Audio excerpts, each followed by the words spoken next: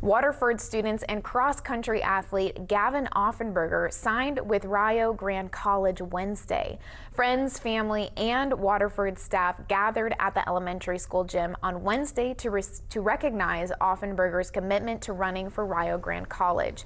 Offenberger has been running competitively since middle school and looks forward to the chance to run at the collegiate level. His ultimate goal is to return to his hometown after he gets his degree. I'm going to go into physical education and hopefully come back here to Waterford and coach and teach too, so I can teach phys ed and then coach cross country too. Offenberger said he chose Rio Grande College because of its small town feel. He never wanted to go to a bigger school and feels comfortable in a close-knit community.